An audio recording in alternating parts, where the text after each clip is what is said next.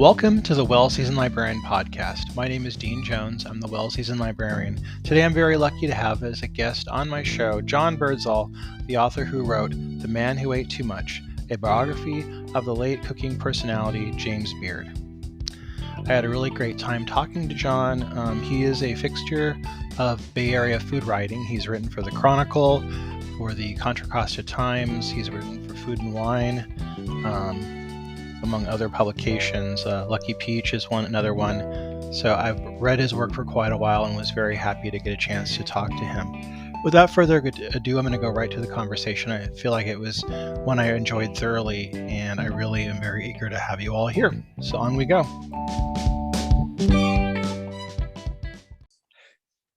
Yeah, I almost didn't get here in time. I was like going through Oakland traffic, as you're familiar with. And oh my God. Yeah. Where do you live? Well, I live outside of the Bay Area, weirdly. I live in a mountain house near Tracy that's only about 18 years old. Oh, wow. It's a brand new community. It's one of those just, MIC communities popping up everywhere. And near Tracy, but it's out in the farmlands, a lot of cows and stuff out there. Yeah. A lot of farmers markets and farms and stuff. It's kind of cool. I think, we can talk about this, but back in the day, I remember my greens days when there wasn't all of the sort of small farm infrastructure that arose later in the 1980s. I remember Deborah Madison in the summer would sort of travel out somewhere in Tracy, some farmer who would grow tomatoes, and she would taste the ones that she wanted for that night's dinner. That sounds wonderful. Yeah. Oh my God. I would love to hear more about that. That sounds, I'm so happy to talk to you. It's like, I love that, the perspectives you have. It's just kind of exciting. I really love the James Beard biography. It really kind of knocked me over sideways. I've read a lot of biographies. I love biographies, and I've never had one kind of touch me that way. You really, I think, get under Beard's skin, I feel, and you've made me rethink about him in a whole new way. It's just, thank you. It's really cool. The perspectives you offer are really, really amazing. Well, thanks for saying that. Yeah, I really wanted to, of course, the two pre-existing biographies, both are really well done in their own respective ways. So I knew that I needed to add something different. And I think, just kind of culturally, I just felt it was time to look at Beard in a new way, or in a way that hadn't really been looked at before, in a way that really kind of centered his sexual identity, and sort of examine how it influenced his work, and by association, the sort of history of American food in the 20th century. I think the one thing that was my takeaway, I'm a straight guy, and I have a lot of friends that are gay, and they talk to me a lot about the perspective. But reading your book was a different matter for me. I think it gave me a sense of the isolation, and especially during this time period that he was living in, when it was before the war, World War II, during the war, and then after, the financial danger he could have been in, and then just how it affected, your livelihood. And then also his great loneliness, I think, was something I took away. Was that something you really wanted to kind of convey? Yeah, I was struck by how much, I had long been a fan of Delights and Prejudices, which is, of course, Beard's kind of semi-autobiographical food book, memoir from 1960, published in 1964. And, those chapters in which he deals with his childhood in Portland, Oregon, and along the Oregon coast, where his mother had a small cottage.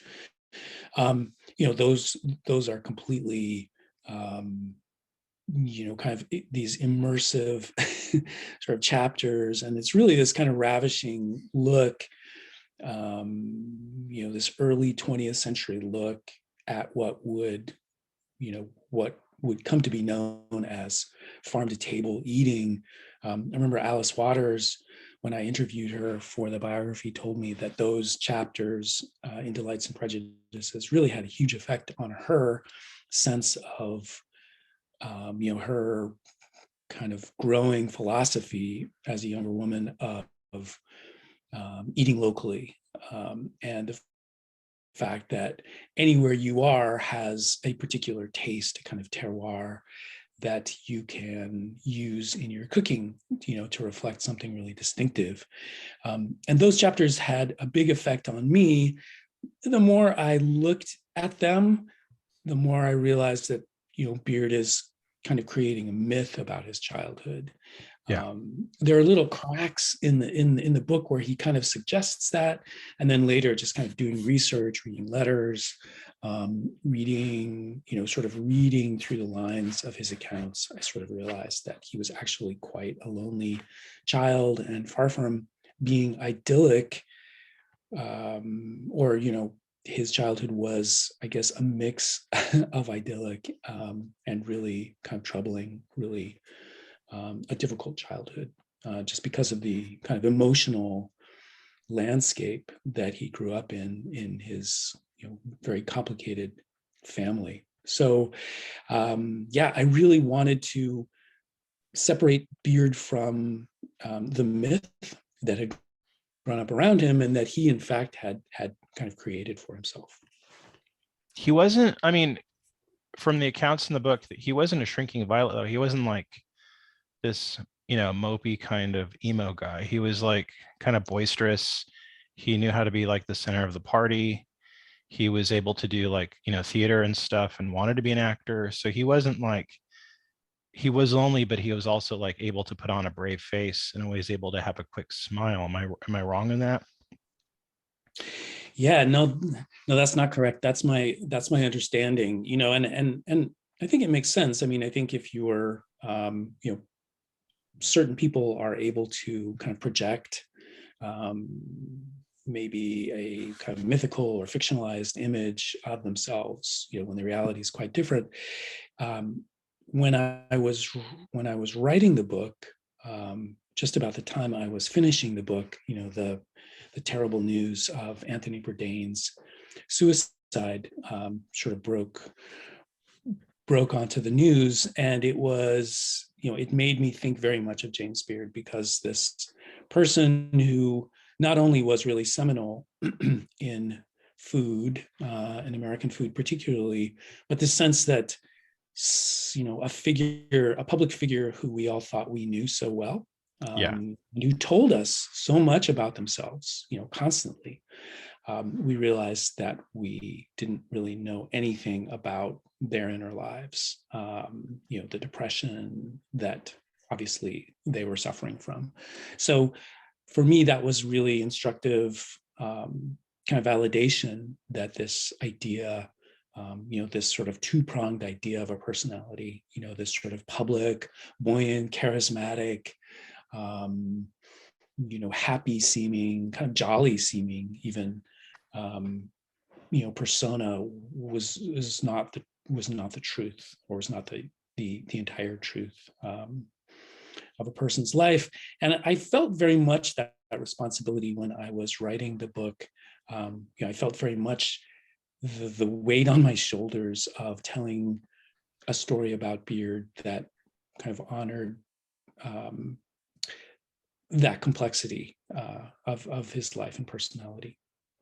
You have such a beautiful prose style in your writing, and I'm not trying to just flatter you. I want the people who listen who haven't read it yet to understand that it's really like a rich book. And as far as, and I feel like it was very purposeful on your part. It wasn't just like the way you write. It was like you seem to really want to paint a picture of the time periods that he was in, be it when he was a kid, his time in like school, later years, even like before his death. I feel like you really wanted to kind of, almost like a cinematographer would. Was that your intent, to really kind of lay home where he was at that time and what he was going through? Yeah, very much so. Yeah, thank you very much. But I did, as part of the research, I did immerse myself in as much material about the place and the times that James Beard moved through. So, so pouring through old photos, whatever old film reels, I could find from the various times and places where he was, just to kind of immerse myself in what he, not only what he would have been sort of seeing,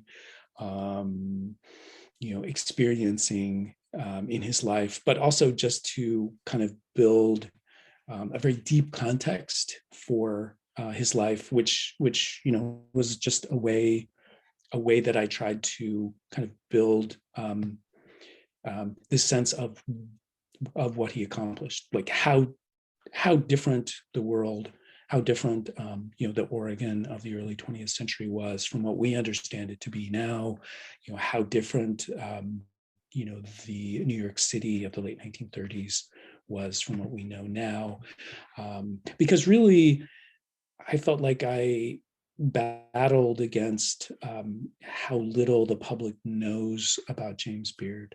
I mean, his name has survived because of the James Beard Foundation and the James Beard Awards, which he, which happened after he died. I mean, he had nothing to do with the foundation that bears his name.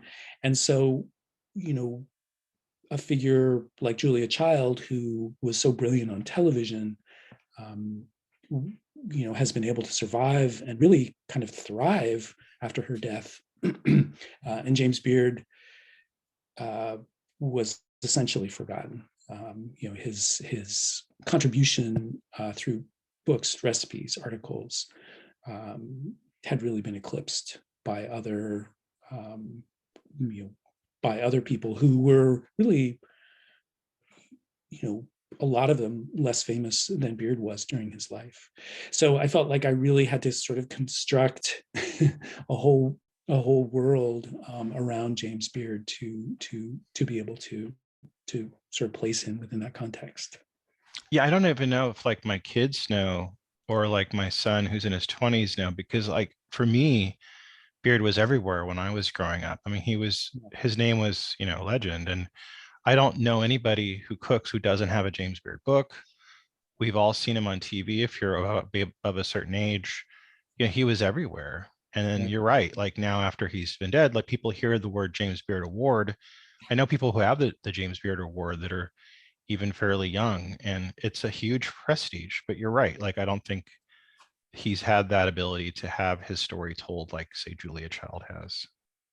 Yeah, and I think he was such a pivotal figure in American food, and I mean, I think in a way he was so successful at really sort of creating things, creating a reality of American food that became really kind of this establishment sense of American food that, in a way it sort of eclipsed Beard himself.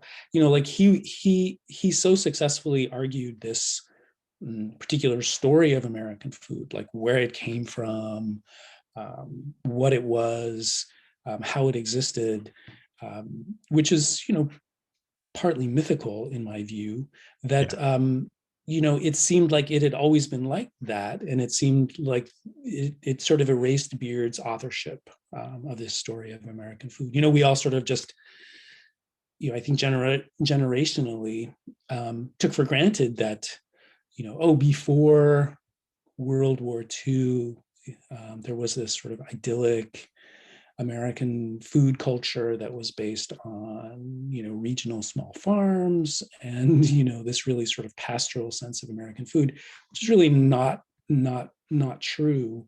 American food was industrialized, pretty early in the 19th century. I mean, really around the time of the Civil War, American food started becoming like corporate and industrial. You had these large food companies, like baking powder companies and flour mills and that really, tried to market products in a certain way. And, by 1940, when Beard wrote his, or had his first book published, that kind of industrial commercial,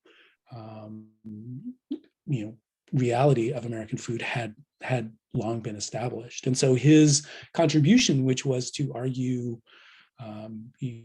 as I see it, to really successfully argue that Americans should value taste, flavor, seasonality, that they should not be seduced by these kind of gleaming post-war supermarkets, where you could get tomatoes and strawberries in January, that was not the great accomplishment of the American food system, rather this kind of lost idea that, smaller, older, what we came to know as heirloom varieties of crops that were grown for sort of flavor and perfume,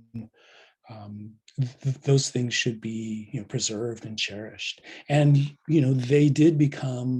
that idea did become the foundation of a whole, of a younger generation of chefs. I mentioned Alice Waters, Alice Waters among them, who really took this idea and went further with it.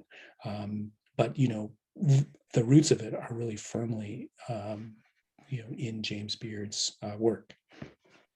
Listen, it was funny because as I was driving to work, through Oakland traffic, I was listening to an audiobook about MKF Fisher and Julia Child and that era of their work in the 50s and 60s and 70s. And I think the one thing I see often is that MKF Fisher and Julia Child both would write to James Beard a lot, and his opinion was pretty important.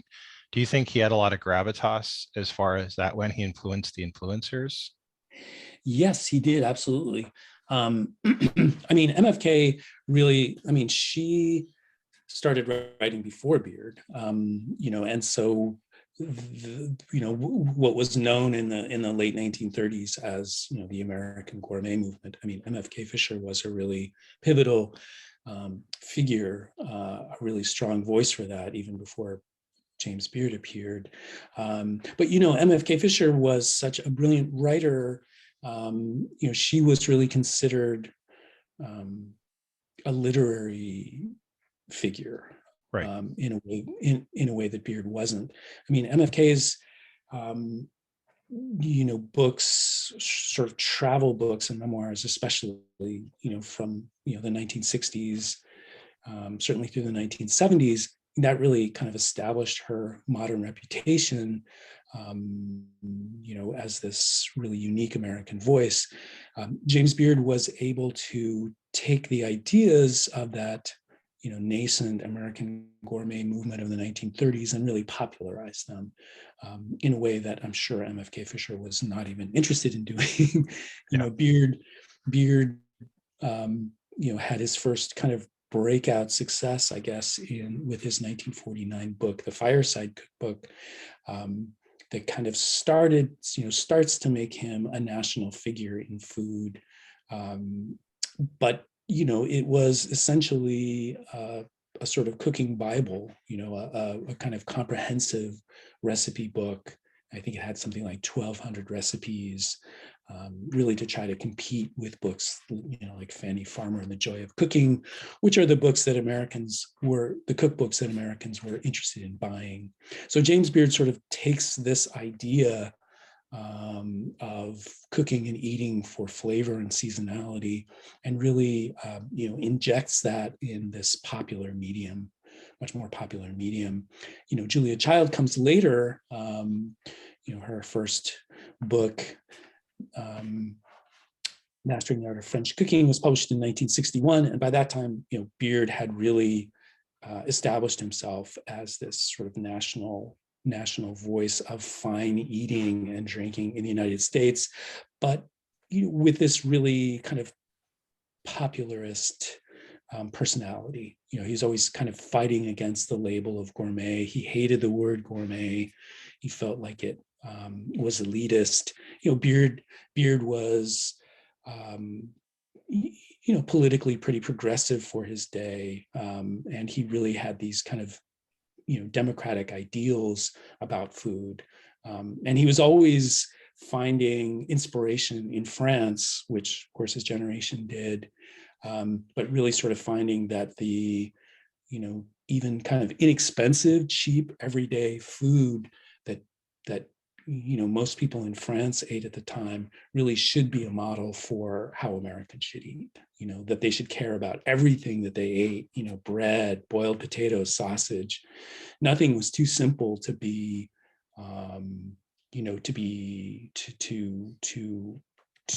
to really choose and cook carefully. I always remember him as this kind of almost like a fond uncle that would kind of narrate like food for you. You'd be like, he was kind of a teacher, and I remember like his books were always so like easy to read. He was never like, snobbish or a feed. He was always very much like, oh, don't worry about it, and he had Right. a really easy to read style, and he was very direct.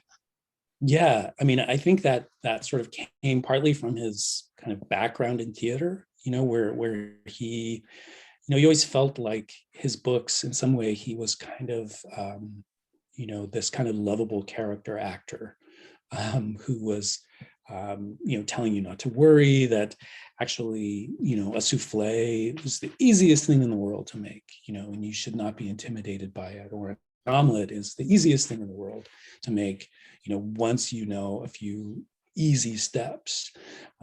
He became known for, and in fact, editors of food magazines would turn to Beard, like every year for, a story about, demystifying Thanksgiving or demystifying wine. Wine shouldn't be, intimidating or elite or fancy. It should be this sort of everyday, this beverage of everyday enjoyment.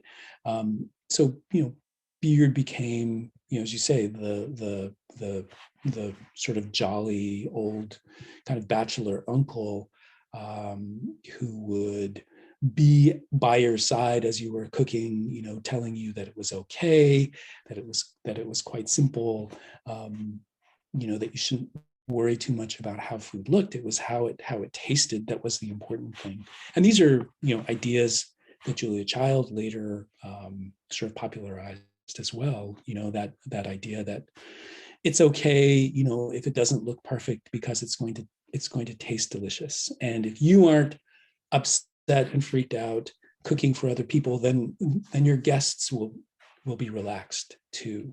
So because of course the sort of prevailing gourmet food culture in America before Beard was really quite stuffy, and before MFK Fisher. I mean, they were sort of dominated by these intimidating French chefs. The most sought after restaurant food in the United States was this kind of fussy French cuisine. The idea that a restaurant critic would review a hamburger place, as well as a fine, as a meal at a fine French restaurant in New York City, was really unheard of. There wasn't this sort of sense that we have now that, casual foods can be as, brilliant, well done, as, very, fussy, high-end restaurant food. And Beard helped to popularize that idea as well. In the mid 1950s, he was asked to name the 10 best restaurants in America. And he sort of came up with pretty much a conventional list, of these sort of high-end restaurants in San Francisco, New York City, New Orleans. But then he threw in the Pancake House in Portland, Oregon, which, in 1956 was a really, he was really sort of a maverick. The idea that, wow, this place that served, Swedish pancakes could be, considered one of the finest restaurants in America. That was really, a new and kind of mind-blowing idea for a lot of Americans. It's funny because I see that, aped now on food television, but I don't think that people really thought about where it started with, James Beard. He kind of brought it all to the table. Yeah, it was, as I say, he was this real populist figure, who really, got a lot of his, his sort of voice got a lot of power because he was able to say really kind of surprising and sometimes shocking things about food. For Americans at the time, they were just not conditioned to think of, American, quote unquote American food, things like hamburgers and hot dogs, or ham and eggs, as things that you would get in a diner or from a short order cook at a lunch counter.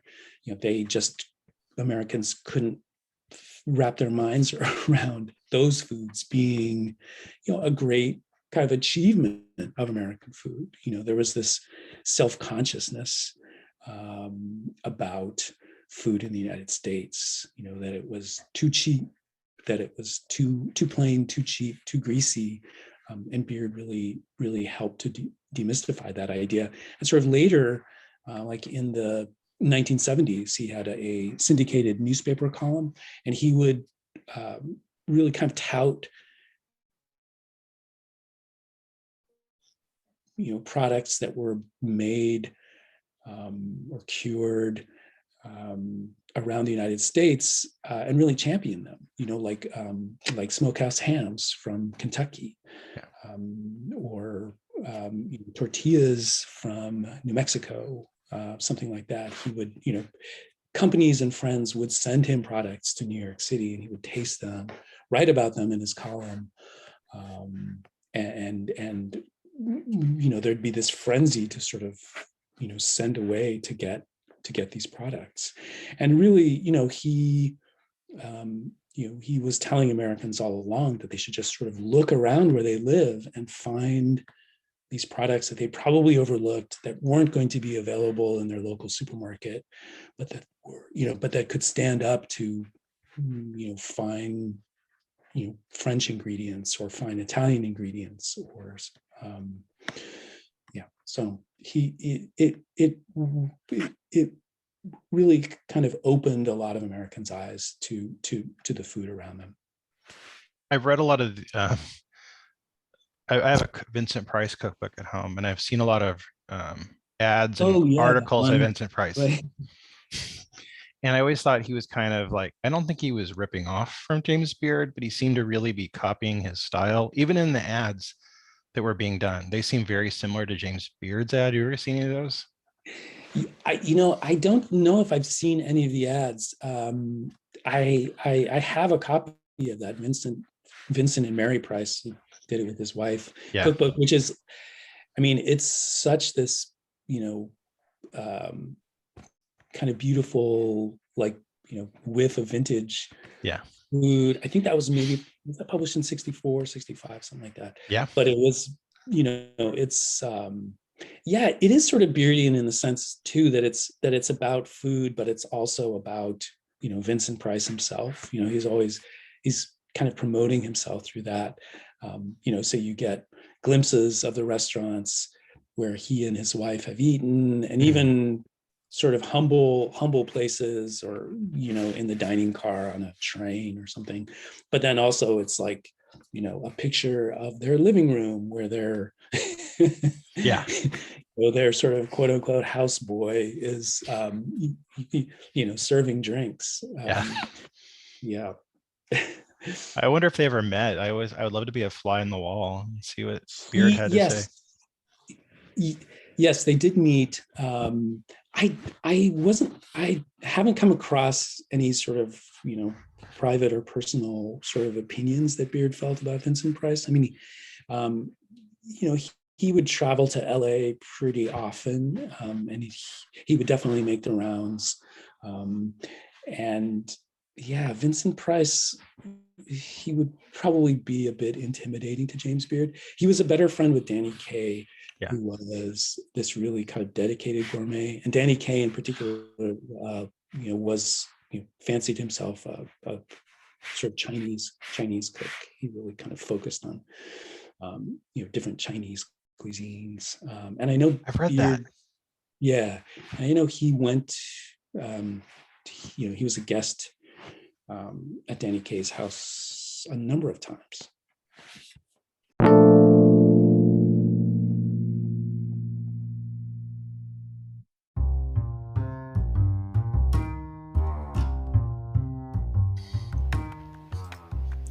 This episode is sponsored by Culinary Historians of Northern California, a Bay Area educational group dedicated to the study of food, drink, and culture in human history.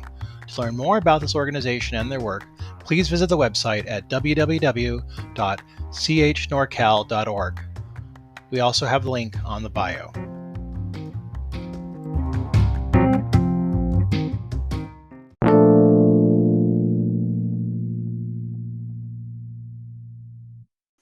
Now, I loved I'm a real huge fan of early television, and I always love reading about early television. Huge Ernie Kovacs fan, Steve Allen fan, early Steve Allen. And I was so thrilled to hear about Bird, his basically being a pioneer on television with these 15-minute cooking spots where he kind of basically introduced, food and cuisine to Americans. Can you talk about that a bit?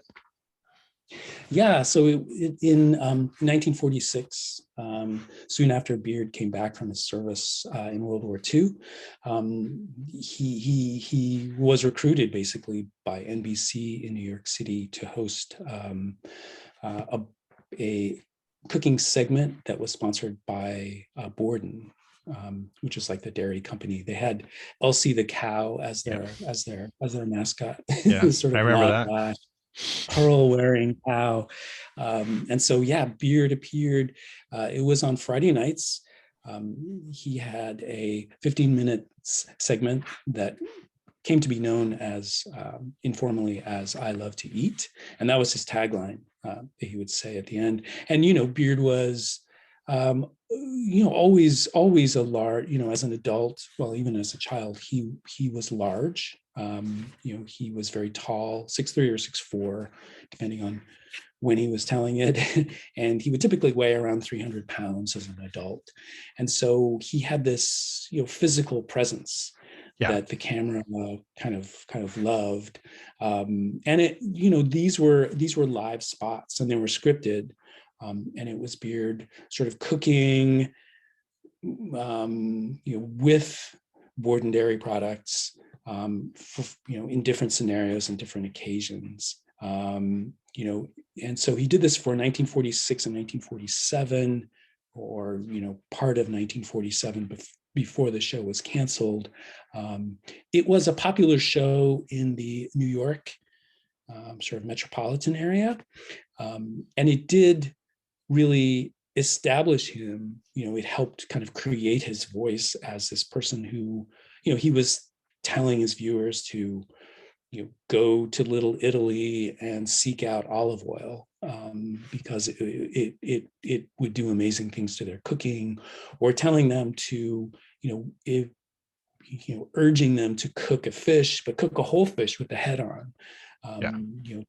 Because it would be so much better, sort of take a cue from Chinese cooks and, cook your fish with the head and fins on.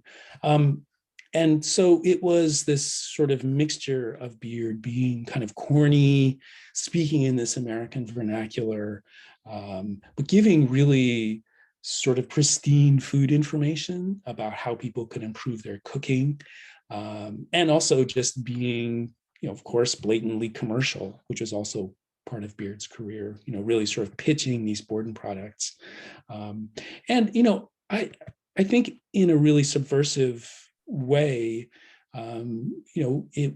he was a queer presence on television in 1946 and 1947. I mean, especially right after World War II, these, gender roles in America were really, strictly prescribed. During World War II, things had sort of loosened a little bit. A lot of women went to work, and there was so much dislocation during the war that all of the sort of, or some of the gender prescriptions before the war had really loosened. And then once the war was over, especially as the Cold War flared. These strict gender roles, like women must cook and take care of the family, men must work outside the home. Beard really sort of defied that in a certain way by being this bon vivant man who cooked. And there were other men who cooked. There was a culture and a small niche of cookbooks written by men, but they were, like Vincent Price, he's a good example. They were kind of these occasional gourmets.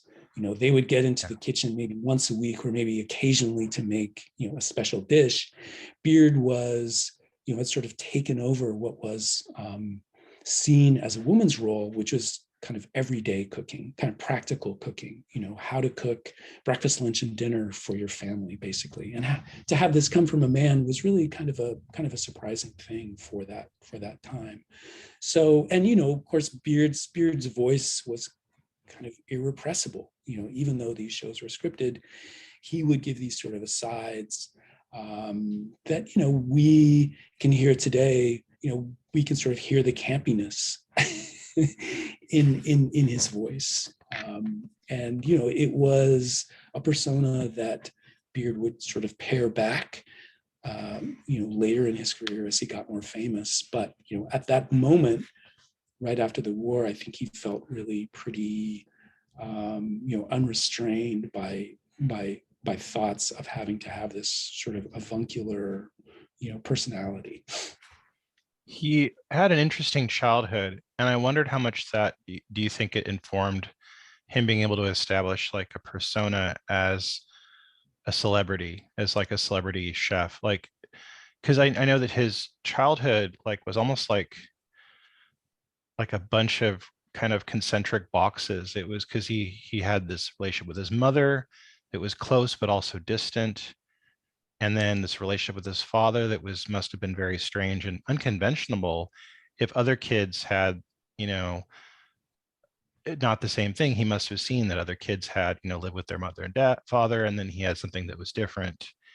And then Right. yeah, so did that kind of play into like him building compartmentalization of his persona later in life?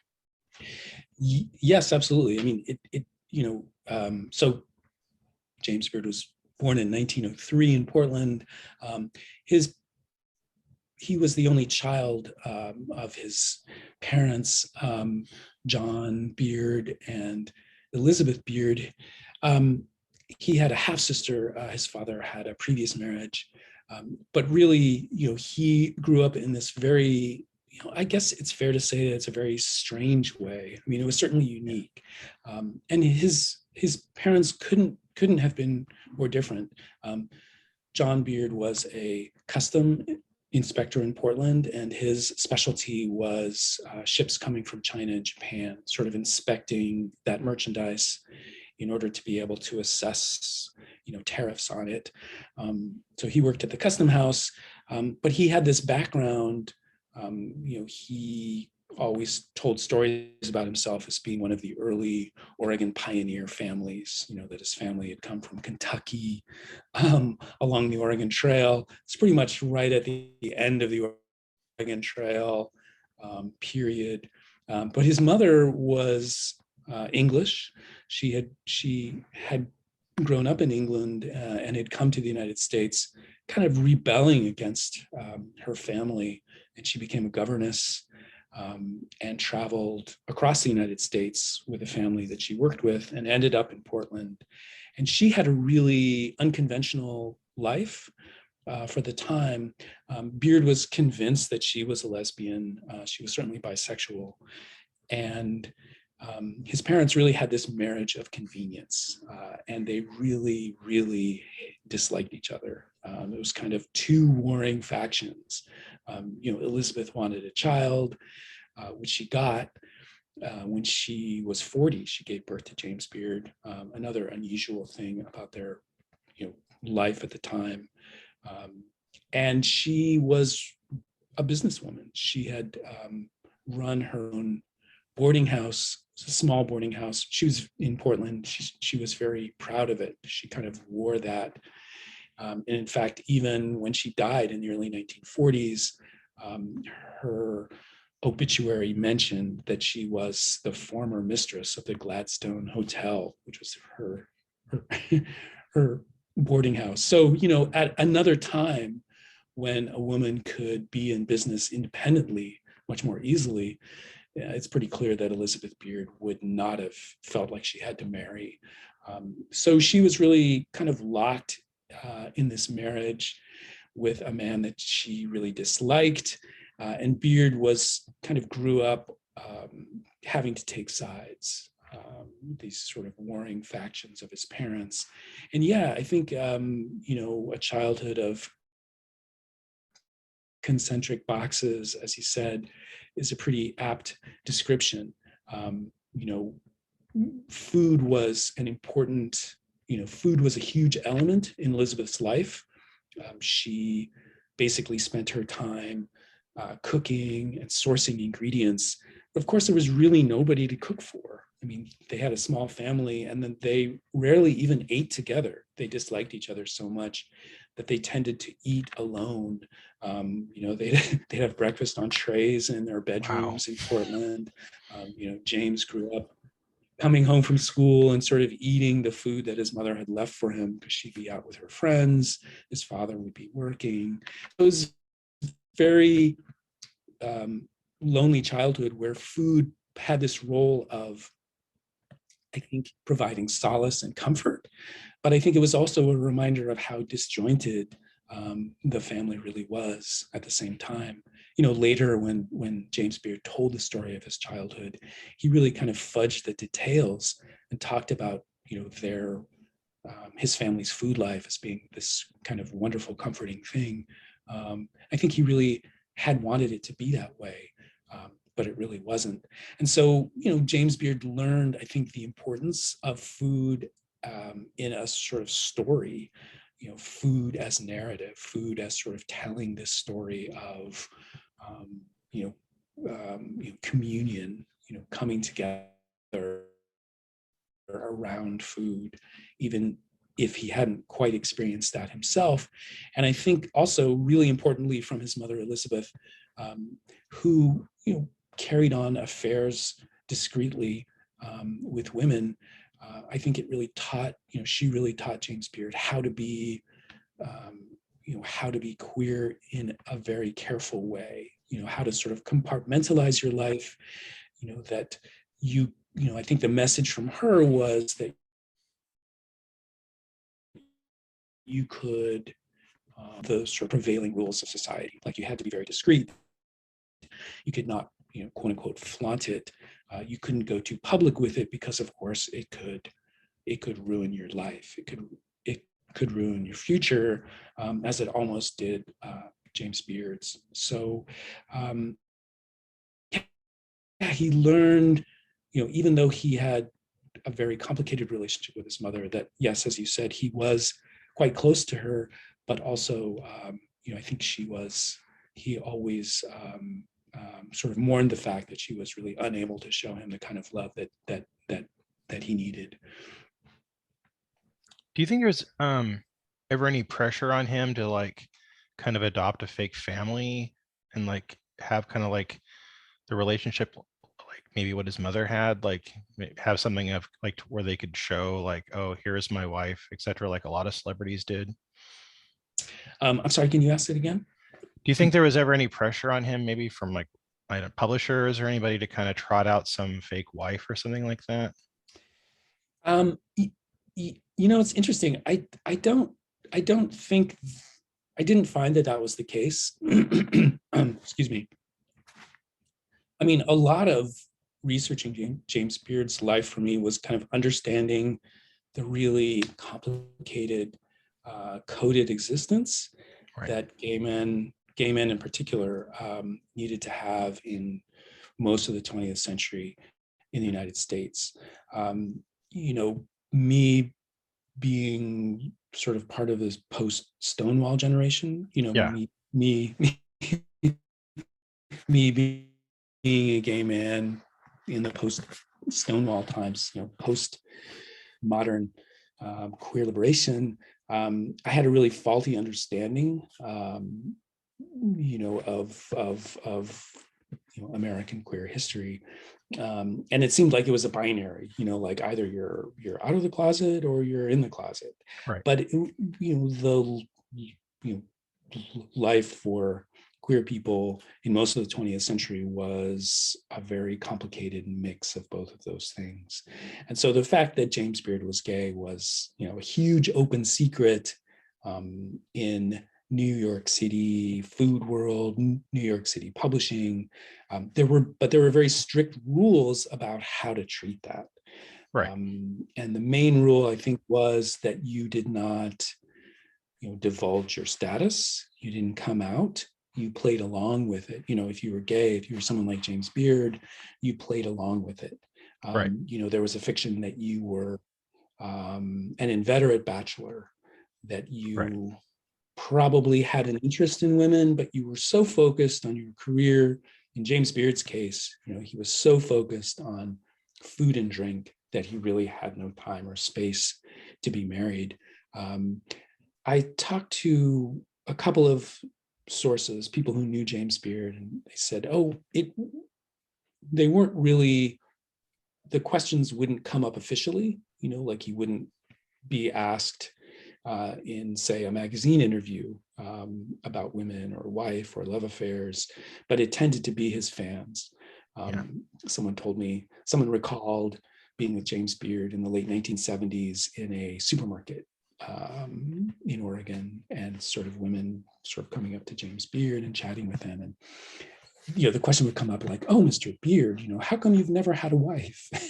And, his answer would just be to sort of brush it off like, "Oh, me, who would marry me? I'm just a creaky old bachelor. Who would want me?" kind of thing.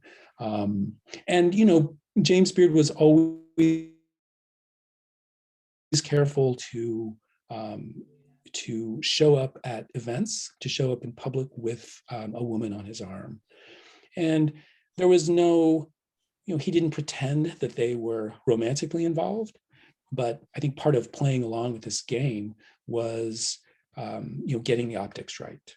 And getting the optics right meant that you wouldn't show up, even in the 1970s, even after Stonewall, that you wouldn't show up at an event with a man on your arm, that you would always do, quote unquote, the right thing and show up with a female date to an event. There was a source that I spoke with when I was doing the book who went to an event, this was in the early 1970s, when there was kind of this new spirit of queer civil rights, queer liberation on the horizon, and at this sort of very fancy food event at the French Embassy in New York City, Michael, this source,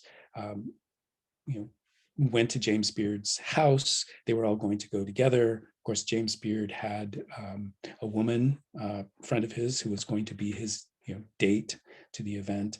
And James Beard was really horrified that these two younger gay men, who were actually a couple, were planning to go to this event together. And James Beard took them aside and said, "Hey, you boys can do what you want in private, but this could ruin your careers. In food, you have to be seen to be doing the right thing." So this was this huge, I think, generational rift in James Beard's life. And, in the 1970s, after Stonewall, as more and more people were coming out and gay liberation was a major topic in a place like New York City, you can see James Beard kind of struggling with this idea of being more open and coming out. But he was never, he never did it in his lifetime. And, he was never, I think, convinced to really take too many steps in that direction. Now, he was great friends with Alice B. Toklas, the writer. Is that correct? Yeah, I don't know if they were great friends. James Beard had tons of admiration for Alice B. Toklas. He really loved the Alice B. Toklas cookbook. It was published in 1954, and felt like it was really kind of a new model for this kind of hybrid memoir cookbook, this like narrative cookbook. I believe that Beard's own, 1964 book, Delights and Prejudices, is really sort of based on what Alice B. Toklas was able to achieve. I think he was also kind of enamored with Alice, not only because of the kind of fabulous life that she had lived, that she and Gertrude Stein had lived, this fabulous food life in France, but also the fact that they were, Alice and Gertrude were able to be queer women publicly at a time when that was difficult. And of course, there were, Alice and Gertrude sort of bristled at the sort of label of being called lesbians. It's not something that they felt was appropriate. But James Beard really sort of looked up to Alice, I think, as kind of this mother figure. They had a famous picnic, famous in Beard's life, in France in the 1950s. He would go and pay her visits when he was in Paris, and she was sort of thrilled by his attention, and she knew his books. Friends would send them to her in Paris, and she felt like he was this sort of charming personality in the food world. And so yes, they had a famous picnic in a field in France with a few other people, surrounded by the cow patties. And yeah, this meant quite a lot to James Beard. Now, you wrote in your essay, Food is So Gay, that closeted gay men develop coded ways of communicating through food. Can you talk about that a bit and how do you think this related to Beard's life? Yeah, I mean, first of all, as I kind of mentioned, the closet is a very complicated concept. For those decades in the 20th century. So yeah, Beard,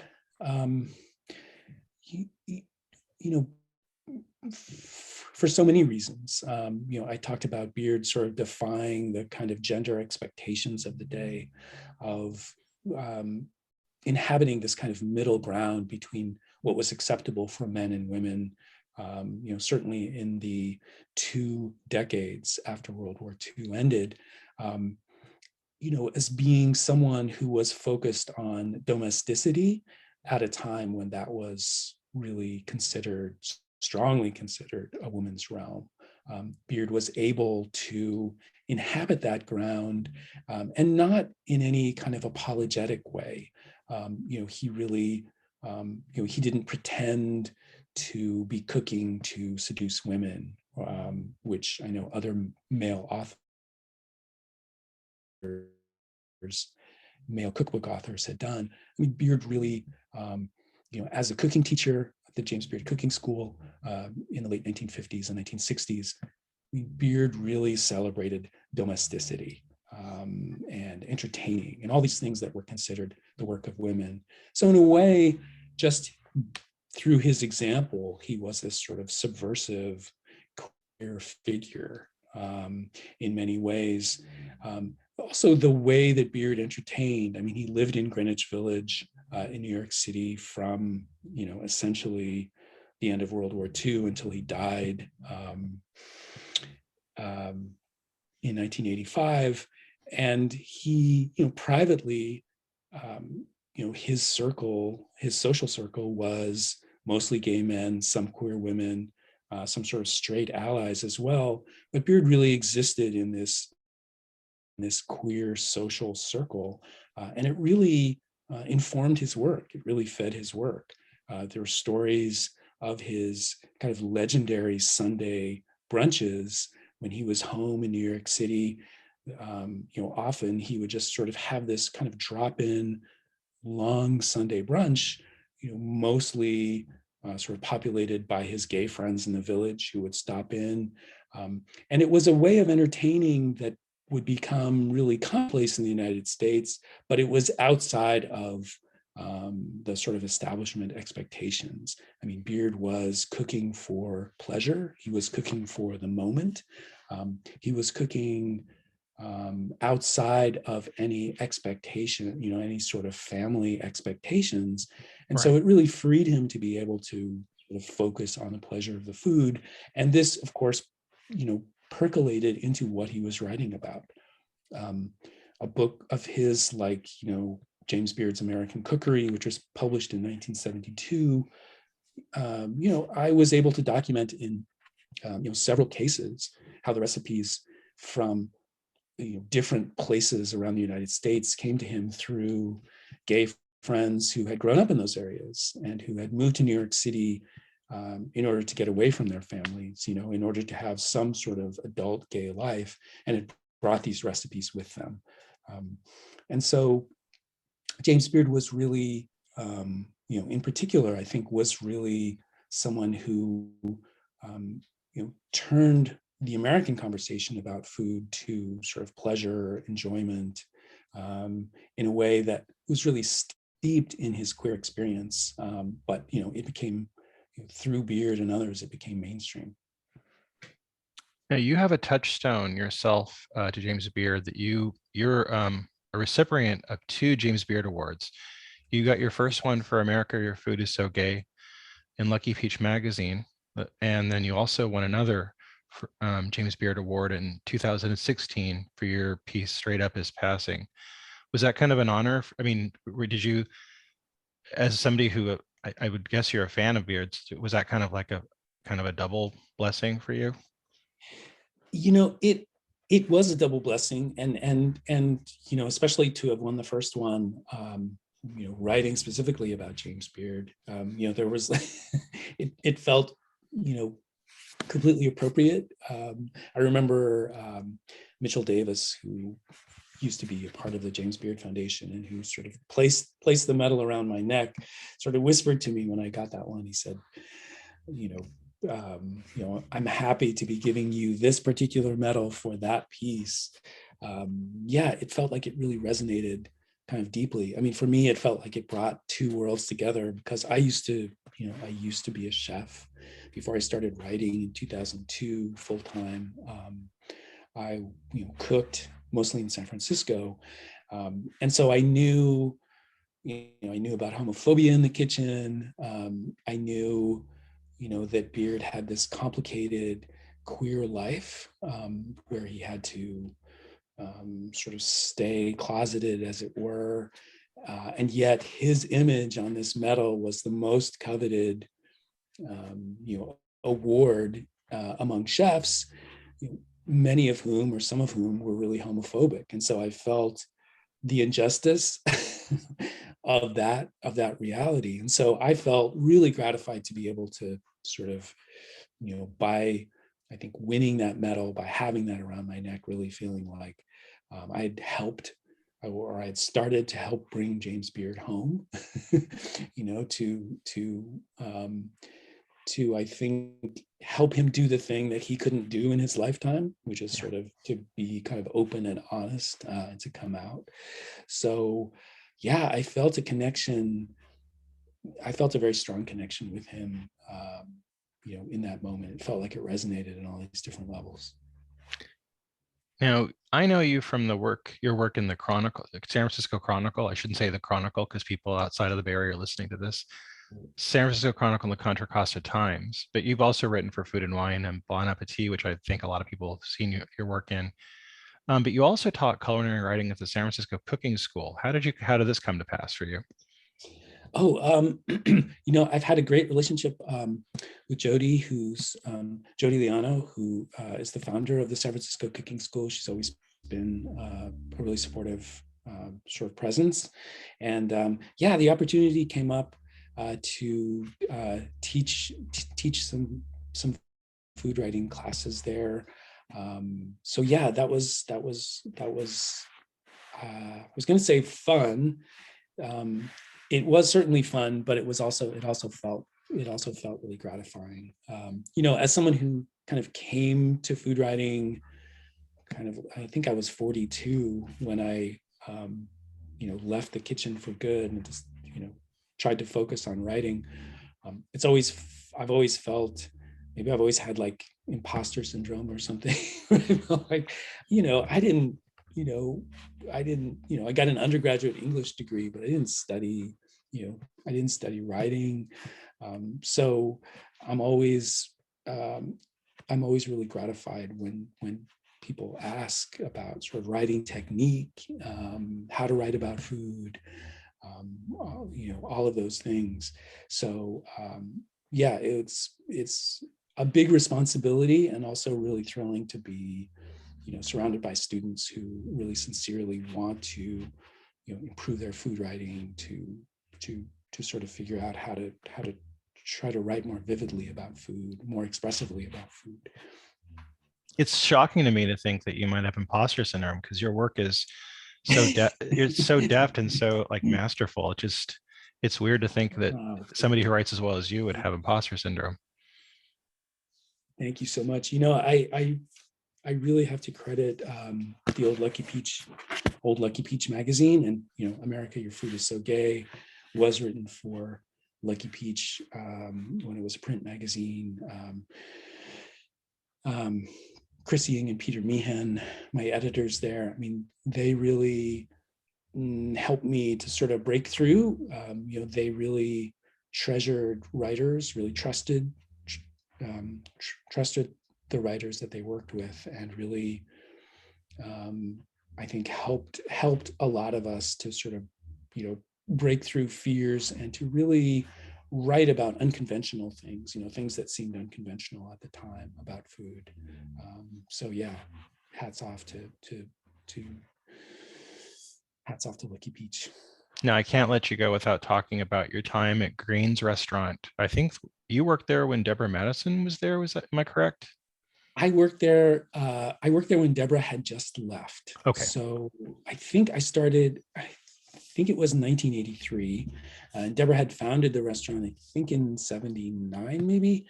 And she had just, she had just stepped down at the restaurant, but her presence was still really, really strong. Annie Somerville had just taken over as chef. And yeah, Green's was a strange in a good way, strange and legendary place. I was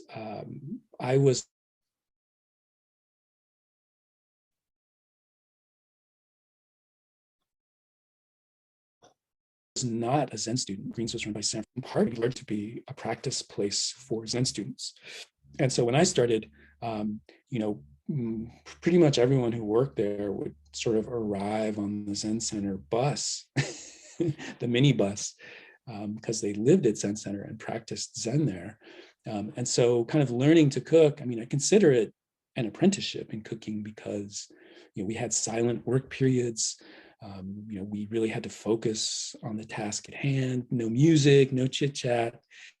It was a really unusual kitchen experience, and one that really kind of grounded me in a certain kind of cooking, a certain kind of attention. It was really kind of incredible, experience for a young cook. Now, you worked at Stars too, and you worked. Actually, I did not work at Stars. Okay. I got Stars, that wrong. Sorry. Yeah, I think Stars opened in '84, and it was a small restaurant community, so a lot of the cooks kind of cycled through, between Chez Panisse, Stars, Greens. So I kind of worked in a circle of cooks who kind of worked around, and in fact, a friend of mine, a good friend of mine who cooked at Greens, sort of went to Chez Panisse, and she got me a little job there, although I only worked for a couple of weeks before I quit. But yeah, it was like a sort of revolving door of cooks at that time, in that small circle of. Did you work with Jeremiah Tower? I never worked with Jeremiah. I remember him coming to, he would come and eat at Greens. I remember he brought Julia Child one time for lunch, and they both ate chili, which I thought was pretty great. And I never worked for Jeremiah. So you grew up in the Bay Area. What parts of San Francisco did you grow up in? I actually grew up on the peninsula. So okay. I grew up in Belmont, went to high school in San Mateo.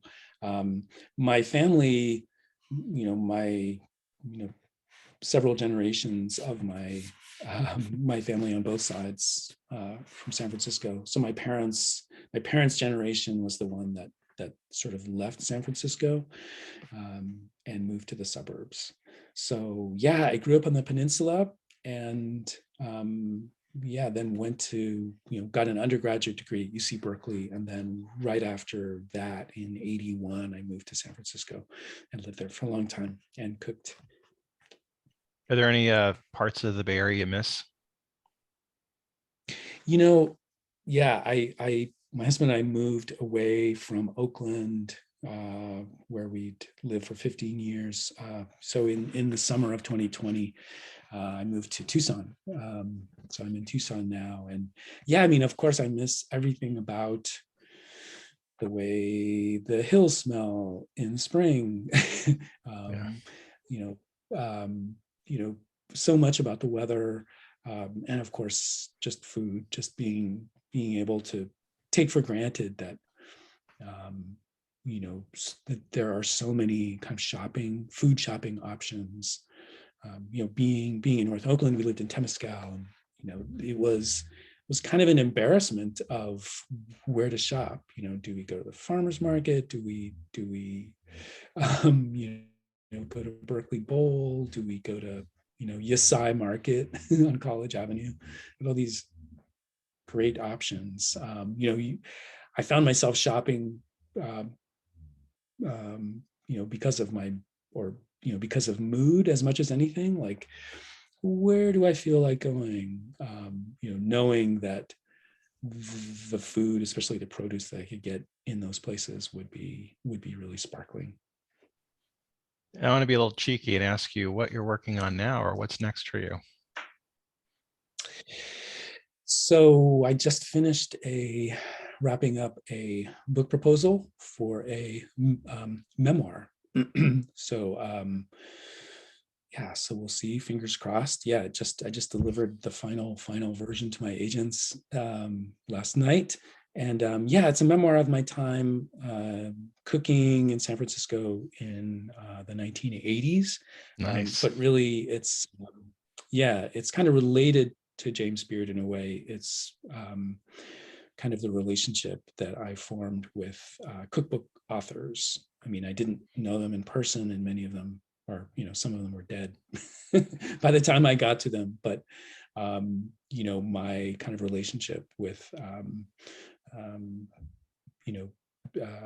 cookbook authors like Elizabeth David, Alice Toklas, Jane Grigson, ones who really sort of informed my cooking sense, but also the sense of my own queerness.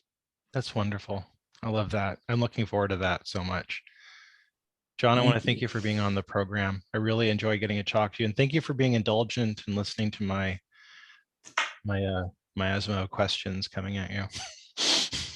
No, thanks. It's been great. Thank you so much for having me. I've really enjoyed our talk. I really enjoyed your book, and I urge anybody listening to this, if they haven't read it yet, The Man Who Ate Too Much, the James Beard biography, go out and get it now. You're going to love it.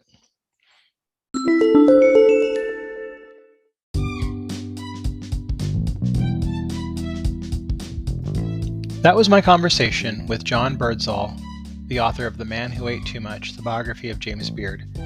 You can purchase The Man Who Ate Too Much from Amazon.com, Barnes & Noble, or from a local bookseller. I had a really great time talking to John, and I hope I get a chance to do that again with whatever else he's working on. I'd love to have him back on the show. Tune in next week. We're going to be having Erica Kubik, who is the author of the website and book Cheese, Sex, Death, A Bible for the Cheese Obsessed. Great guest, and I really enjoyed getting a chance to talk to her. A very good education on cheese as well. And then we're also going to have Crescent Dragon Wagon, the famous author who's very prolific. She's going to be on as well next week. Until then, I hope you all have a great weekend, have wonderful times, and keep cooking as always.